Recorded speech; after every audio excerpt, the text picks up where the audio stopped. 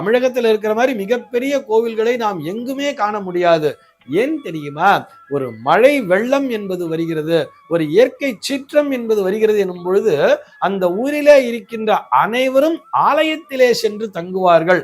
அனைவரும் தங்கி உணவருந்துகின்ற விதமாகத்தான், உணவருந்துவதோடு இல்லாமல் உண்ண உணவு, உடுக்க உடை, இருக்க இருப்பிடம் என்று அது இந்த 3 அத்தியாவசிய தேவைகளையும் நிறைவேற்றக்கூடிய இடமாகத்தான் ஆலயங்கள் பிரம்மாண்டமாக அமைக்கப்பட்டது.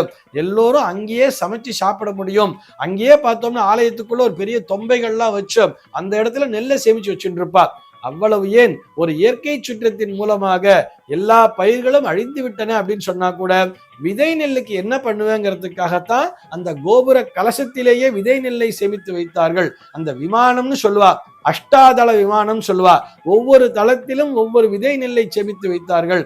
நெல் மாத்திரம் அல்ல, நிறைய தானியங்களை சேமித்து வைத்தார்கள்.